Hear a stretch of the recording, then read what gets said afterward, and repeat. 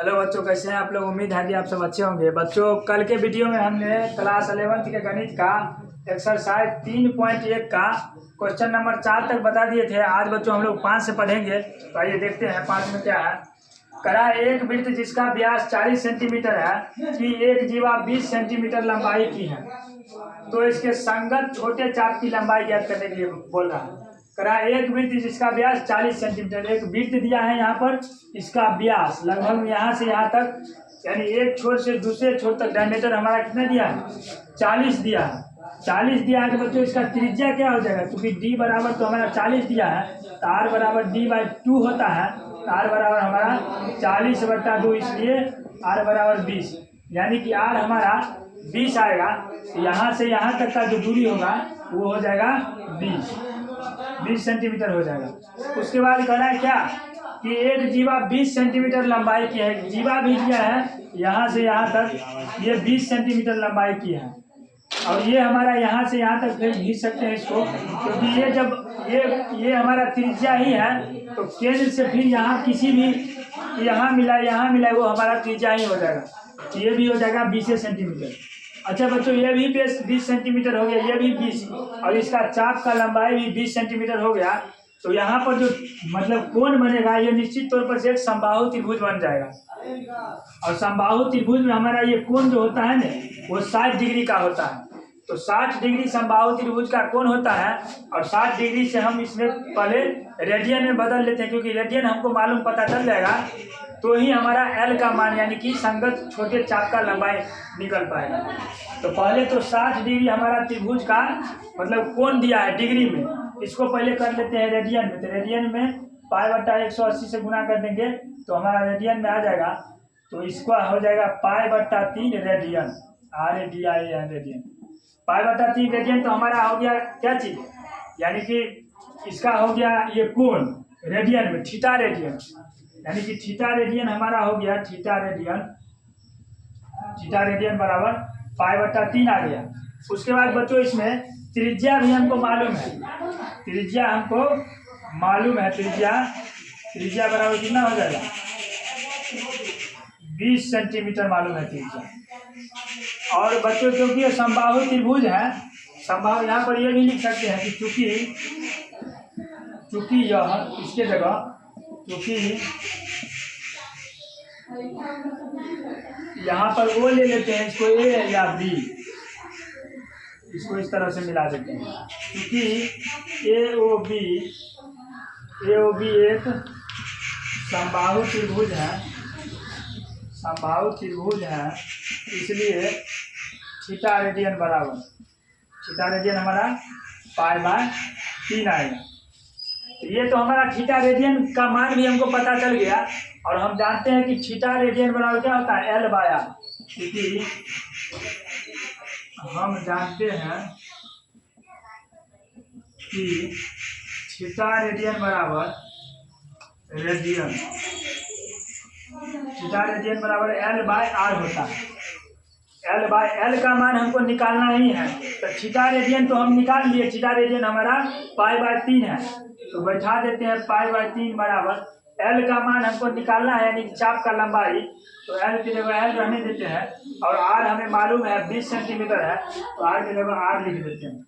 इसको जब कैलकुलेशन करेंगे तो हमारा हो जाएगा 20 पाई बराबर 3L।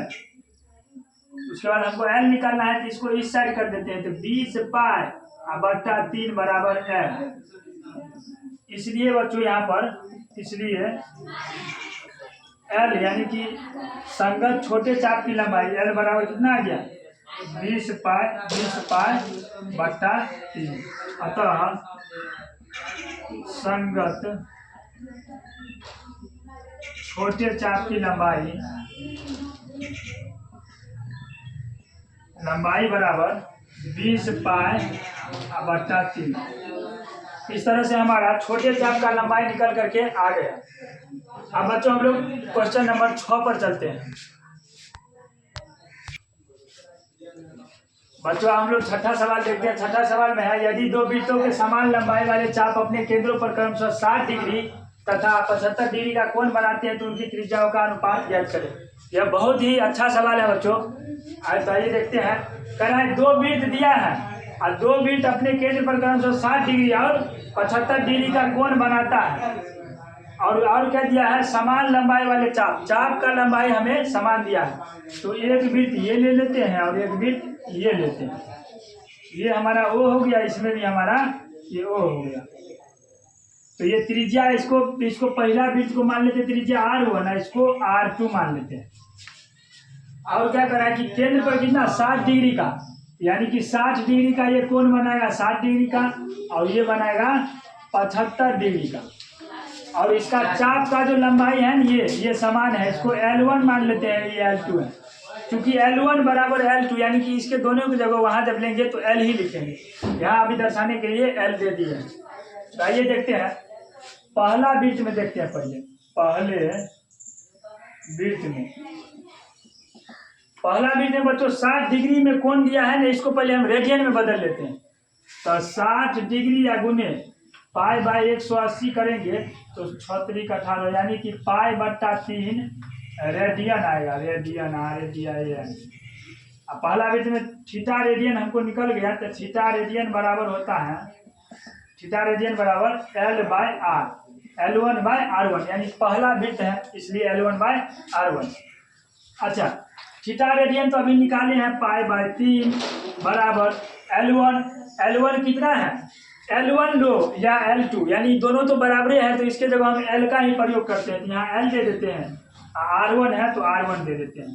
तो हमारा कितना निकल कर आ जाएगा ये, क्योंकि हमको त्रिज्या का अनुपात निकालना है। तो π/R1 बराबर हो जाएगा 3L और R1 बराबर हो जाएगा 3L/5, यानी R1 हमारा निकल गया। उसी तरह हम लोग बच्चों दूसरा वृत्त में देखते हैं। अब दूसरा वृत्त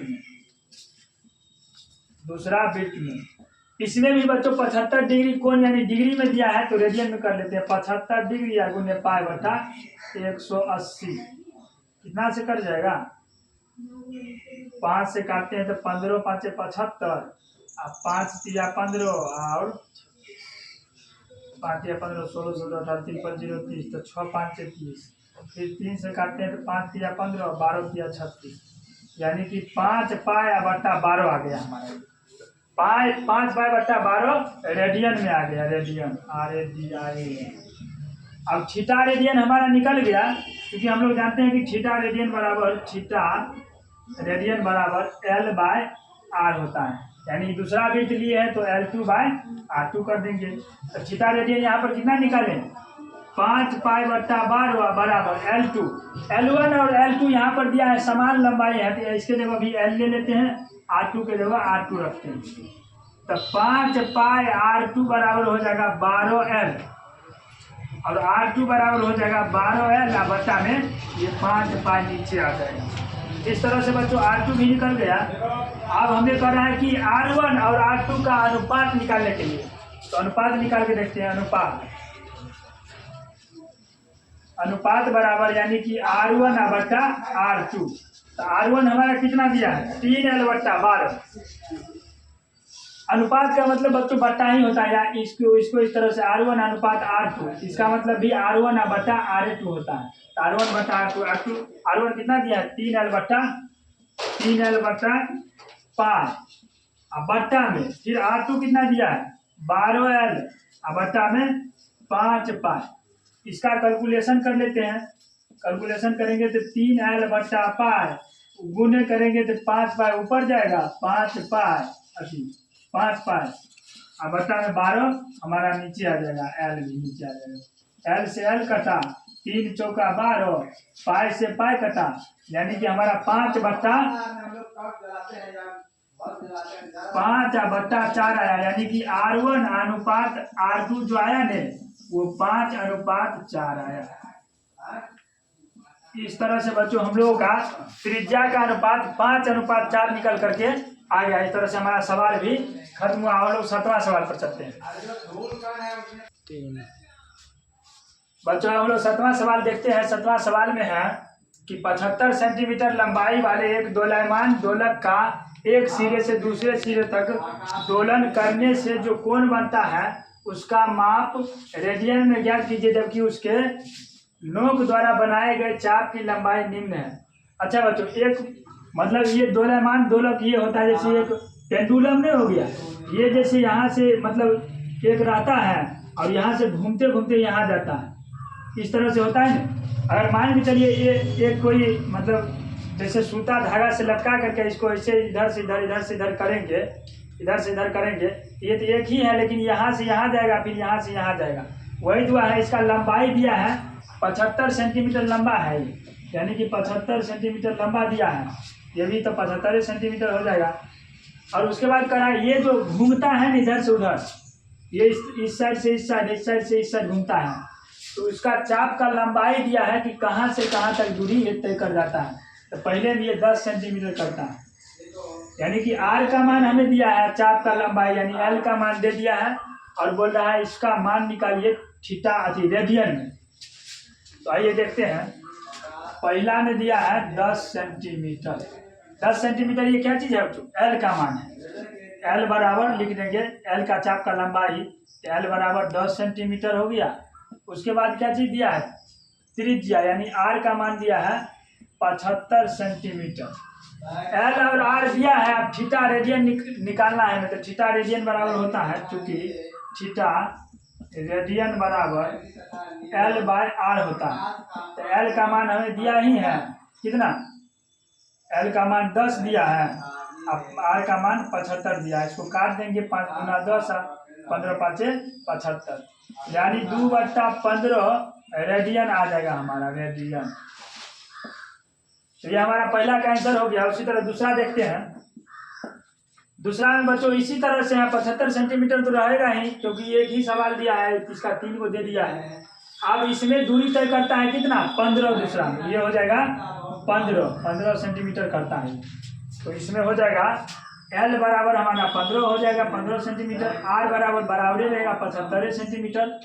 और उसके बाद इसमें भी थीटा रेडियन का मान कर रहा है, तो थीटा रेडियन बराबर होता है, चूंकि थीटा रेडियन बराबर होता है एल बाय आर। एल का मान इसमें कितना दिया है? 15 दिया है, तो 15 बटा आर का मान 75, तो 15 5 75, 15 कम 15, 15 5 75, यानी कि कुल मिलाकर 1/5 रेडियन हमारा आंसर आ जाएगा, थीटा रेडियन कोण में। उसके बाद उसी तरह तीसरा भी निकाल सकते हैं आराम से। तीसरा देखते हैं, यहाँ निकालते हैं। क्वेश्चन नंबर 3 दिया है 25 सेंटीमीटर। अच्छा, इसमें लिख लेते हैं डायरेक्ट। एल बराबर यानी 25 सेंटीमीटर दिया है, आर बराबर दिया है 75 सेंटीमीटर। थीटा रेडियन बराबर इसमें भी हो जाएगा, क्योंकि थीटा रेडियन बराबर एल बाय आर। तो थीटा रेडियन एल का मान कितना दिया है? 25, बटा में आर का मान 75, काट देंगे इसको, तो 25 से कम 25 और 25 या 75, यानी कुल मिलाकर 1/3 रेडियन आ गया। इस तरह से बच्चों हमारा 7वां का तीनों सवाल बन गया, जो कि बहुत ही आसान था। अब बच्चों ये एक्सरसाइज भी हमारा इसी के साथ खत्म हुआ। अब इसके बाद बच्चों हम अगले मतलब क्लास में मिलते हैं। तब तक के लिए धन्यवाद।